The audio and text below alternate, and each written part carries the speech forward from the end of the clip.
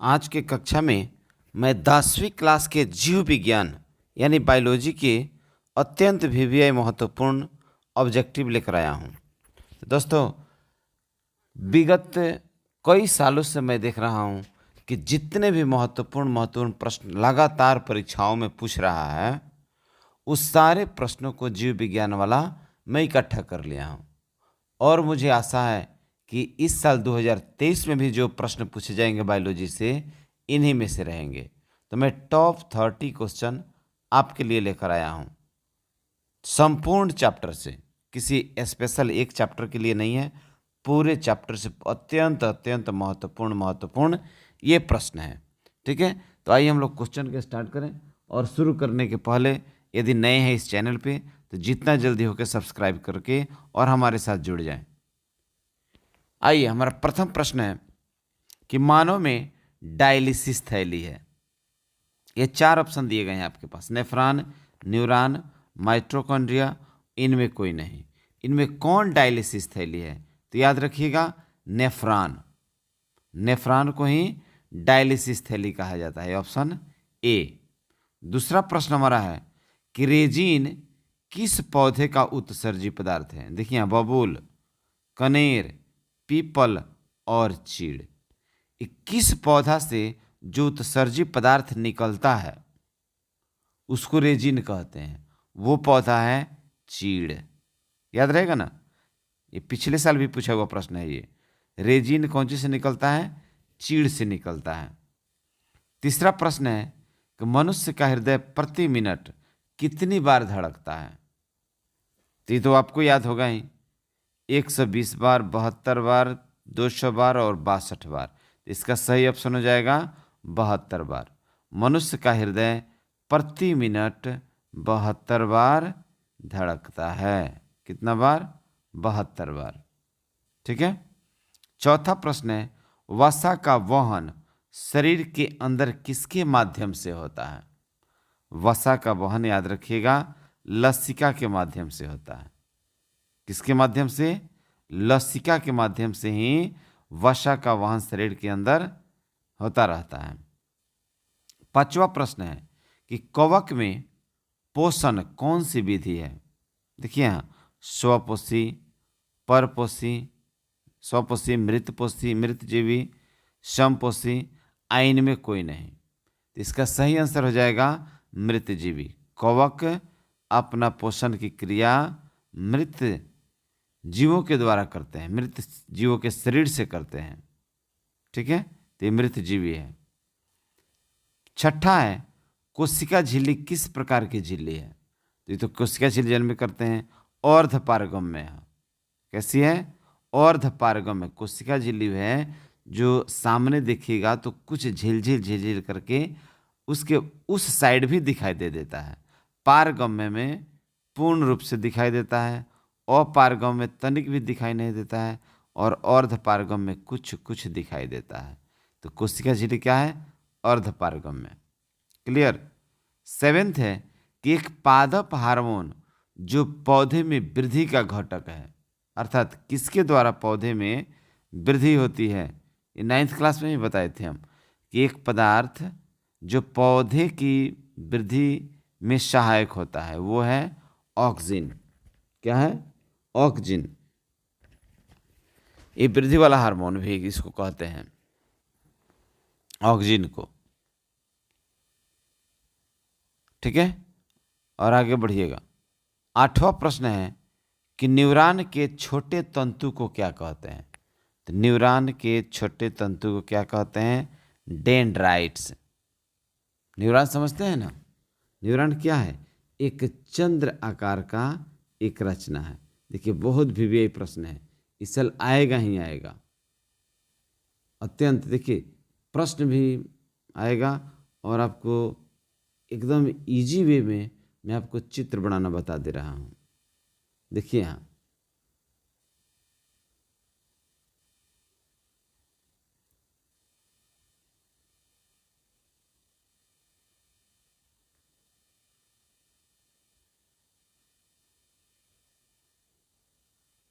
Neuron की आकृति आप ऐसे बना सकते हैं। इसमें छोटे छोटे छोटे छोटे डेंड्राइट्स निकले होते हैं, पतले पतले, ये तंतु हैं।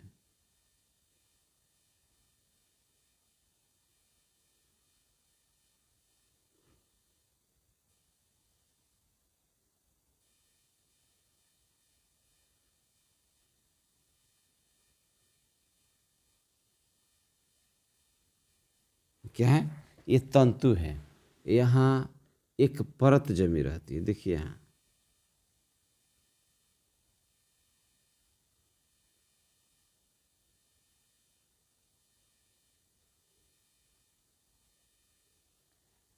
क्लियर।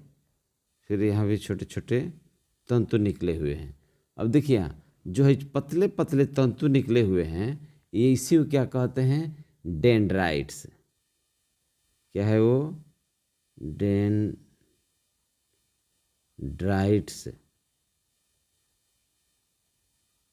ठीक है। और ये चंद्र का आकार का जो रचना है इसको कहते हैं साइटन। क्या है ये? साइटन है। और बीच वाला भाग क्या है? ये केंद्रक है, केंद्रक। और देखिए ये जो मोटा रचना तंतु के छोड़कर एक मोटा रचना इधर निकला हुआ है, देख रहे हैं, इसको कहते हैं एक्सन। ये एक्सन हो गया, क्लियर। और जो खाली स्थान है ये हो गया रेनवियर के नोड्स। किसका? रेनवियर के, रेनवियर के नोड। और क्या है? बीच वाला एक मांसल रचना यहाँ होता है जिसको कहते हैं माइलिन शीथ। सफेद चर्बीदार रचना है जिसको क्या कहते हैं? Myelin sheath.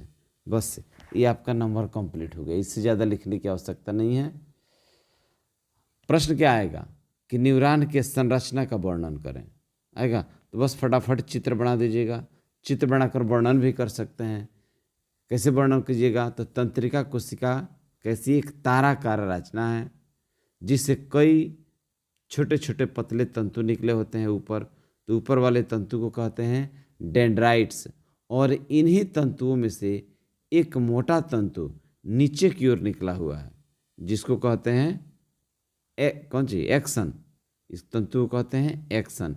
इसमें वो सफ़ेद सफ़ेद चर्बीदार पदार्थ का एक परत जमा रहता है जिसके बीच वाले भाग को रेनवियर के नोड्स कहते हैं। इस शरीर के विभिन्न भागों से आवेग को ले जाकर और मस्तिष्क तक पहुंचाता है। यही तो लिखना है, दूसरा क्या है? आपका ये 5 नंबर कंप्लीट हो गया। ठीक है, याद रखिएगा ना, ये पतला तंतु क्या है? डेंड्राइट्स है।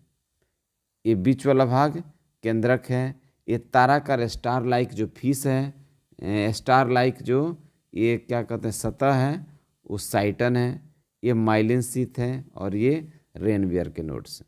ये चित्र कंप्लीट हो गया। चलिए धन्यवाद, आगे बढ़िए। 9 नंबर प्रश्न है कि निम्न में कौन बाह्य निषेचन कहता है? बाहरी निषेचन ये किस में होता है? तो याद रखिएगा मेढक में। मेढक बाह्य निषेचन करता है।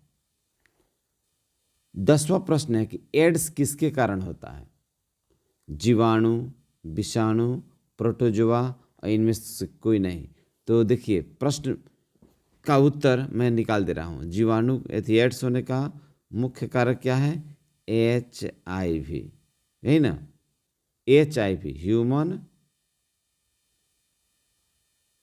Immuno virus, immuno virus. अब देखिए यहाँ वायरस शब्द आया है। वायरस, वायरस कौन सी कहते हैं? विषाणु को कहते हैं। किसको कहते हैं? विषाणु को। तो एड्स का कारक क्या हो जाएगा? विषाणु हो जाएगा। ठीक है। स्त्रियों में कौन सा लिंग गुणसूत्र होता है, पाया जाता है? देखिए यहाँ XY, XY किस में होता है? पुरुषों में होता है। XY पुरुषों में और एक्स एक्स ये स्त्रियों में होता है। किसमें? ये स्त्रियों में होता है, एक्स वाई। तो हमारा सही आंसर हो जाएगा बी, एक्स एक्स। ठीक है। चीनी का रासायनिक सूत्र क्या है? चीनी का रासायनिक सूत्र होता है C12, क्या होगा? एक मिनट, C12 H22O11, ये चीनी का सूत्र होता है, C12 H22O11। ठीक है। वृक्क के संरचनात्मक एवं क्रियात्मक इकाई को क्या कहते हैं? वृक्क के संरचनात्मक एवं क्रियात्मक इकाई को नेफ्रॉन कहते हैं। क्या कहते हैं? नेफ्रॉन। ठीक है। अगला प्रश्न है कि मस्तिष्क का कौन सा भाग शरीर की स्थिति तथा संतुलन का अनुरक्षण करता है? तो याद रखिएगा अनुमस्तिष्क, ये शब्द है अनुरक्षण। जब भी आएगा अनुरक्षण करना तो अनुमस्तिष्क, अनु से अनुरक्षण और अणु से अनुमस्तिष्क होगा।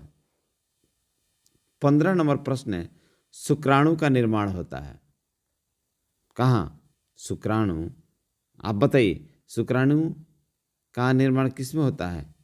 स्त्री में, स्त्रियों में होता है या पुरुषों में होता है? स्त्रियों में या पुरुषों में? किस में होता है? पुरुषों में होता है। स्त्रियों में कौन चीज बनता है? अंडा बनता है। और पुरुषों में क्या बनता है? ये शुक्र का निर्माण होता है, शुक्राणु। ठीक है। तो शुक्राणु का निर्माण कहाँ होता है? अब देखिए, अब क्लियर इसी हो जाएगा। जब स्त्रियों में अंडाणु और पुरुषों में शुक्राणु, तो शुक्राणु का निर्माण कहाँ होता है? क्या गर्भाशय पुरुषों में होता है? नहीं होता है। अंडाशय होता है? नहीं होता है। इनमें सभी तो हुक्म नहीं करेगा, तो बच क्या गया? वृषण। ये वृषण किसका जननांग है? तो पुरुषों का जननांग है। तो शुक्राणु का निर्माण कहाँ होगा? वृषण में होगा। क्लियर। 16 नंबर प्रश्न पर आइए। 16वां नंबर प्रश्न है कि प्रकृति में ऑक्सीजन का संतुलन कैसे बना रहता है? प्रकृति में ऑक्सीजन का संतुलन प्रकाश संश्लेषण की क्रिया द्वारा बना रहता है। यदि प्रकाश संश्लेषण की क्रिया नहीं होगी तो पेड़ पौधे ऑक्सीजन नहीं देंगे, ऑक्सीजन देकर फिर कार्बन डाइऑक्साइड भी नहीं ले पाएंगे ना। तो प्रकाश संश्लेषण की क्रिया के माध्यम से ही पौधे क्या लेते हैं? CO2, और हमें क्या प्रदान करते हैं? O2, जिसके कारण प्रकृति में ऑक्सीजन का मात्रा एकदम बैलेंस्ड होता है। ठीक है। 17वां प्रश्न है, हाइड्रा में क्या नहीं पाया जाता है? देखिए 4 ऑप्शन है, मस्तिष्क, तंत्रिका, मुख और स्पर्शक। ये हाइड्रा में कौन नहीं पाया जाता है? तो याद रखिएगा मस्तिष्क। हाइड्रा को मस्तिष्क नहीं होता है। 18 प्रश्न है कि मानव हृदय में कितने कोष्ठ होते हैं? मानव हृदय में याद रखिएगा 4 कोष्ठ होते हैं। कौन कौन? तो आलिंद और नीलय। देखिए यहाँ दाया आलिंद और एक होता है बाया आलिंद, बाया आलिंद। फिर होता है दाया नीलय और बाया नीलय। ये 4 कोष्ठक होता है किसमें? तो मानव हृदय में। याद रखिएगा कौन कौन? दाया आलिंद, बाया आलिंद, दाया नीलय और बाया नीलय, 4 कोष्ठक होते हैं। याद रखिएगा इसको, बहुत बहुत VVI प्रश्न है ये, अत्यंत VVI प्रश्न है। 19 नंबर है, ओजोन परत पाया जाता है कहाँ? तो ओजोन परत याद रखिएगा वायुमंडल के ऊपरी सतह में। कहाँ? वायुमंडल के ऊपरी सतह में पाया जाता है। 20 नंबर प्रश्न है कि रक्त में आयरन की कमी से कौन सा रोग होता है? तो रक्त में आयरन की, देखिए एनीमिया एक बीमारी है, टीबी तो रक्त की कमी नहीं है, मधुमेह डायबिटीज ये भी नहीं है, उच्च रक्तचाप ये तो रक्त की अधिकता से हो गया, अब आइए एनीमिया। एनीमिया एक ऐसा बीमारी है जिसको खून की कमी भी कहा जाता है, और रक्तता। क्या कहते हैं? और रक्तता। तो आयरन की कमी से होने वाला रोग क्या कहलाता है? एनीमिया। याद रहेगा ना। 21 से ऑक्सीजन है। ये क्या है ऑक्सीजन? प्रश्न देखिए, वसा, एंजाइम, हार्मोन और कार्बोहाइड्रेट, इसमें ऑक्सीजन क्या है? तो ऑक्सीजन एक हार्मोन है। क्या है? हार्मोन है। 22 number, the origin of species नामक पुस्तक किसने लिखी? द ओरिजिन ऑफ स्पीसीज नामक पुस्तक डार्विन ने लिखा था। किसने? डार्विन ने। क्लोरोफिल वर्ण का रंग कैसा होता है? तो क्लोरोफिल वर्ण का रंग नीला होता है। कैसा? नीला। क्लोरोफिल वर्णक सॉरी क्लोरोफिल वर्ण का रंग हरा होता है, जिसके कारण पत्तियों का रंग भी, देखिएगा, पत्तियों का रंग कैसा होता है? पेड़ के हरा होता है। उसका मुख्य कारण क्या है? कि क्लोरोफिल वर्ण का पाया जाना। ठीक है, तो सही आंसर ऑप्शन ए। 24 है, टिहरी बांध का निर्माण किस प्रदेश में किया गया? तो टिहरी बांध उत्तराखंड में है। कहाँ है? उत्तराखंड में है। 25वां प्रश्न है, CFC का पूरा नाम बताइए। CFC, अब देखिए, CFC,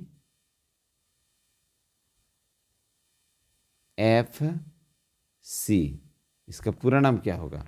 सी से क्लोरो हो जाता है, याद रखिएगा, क्लोरो फ्लोरो कार्बन। क्लोरोफ्लोरो कार्बन है। अब देखिए, खोजिए इसमें कहाँ है? Chlorofluoro carbon. ऑप्शन सी सही हो जाएगा। प्रश्न नंबर 26 पर देखिए, एक वयस्क मनुष्य के कितने दांत होते हैं? तो एक वयस्क मनुष्य में कितना दांत होता है? ये ऑप्शन देखिए यहाँ, 28, 30, 32, 34। एक वयस्क मनुष्य में क्या 30 की 32? इसका जवाब आपकी ओर से आएगा, मैं नहीं बताऊंगा। एक वयस्क मनुष्य में कितने दांत होते हैं, आप कमेंट करके निश्चित रूप से आप हमको बताएंगे। ठीक है, आगे बढ़े हम। 27 नंबर, सही आहार श्रृंखला इसमें कौन है? इसका सही आहार देखिए यहाँ, चिड़िया। आहार श्रृंखला का अर्थ क्या हुआ? कि एक दूसरे पर आधारित है। चिड़िया को कौन खाता है? सांप।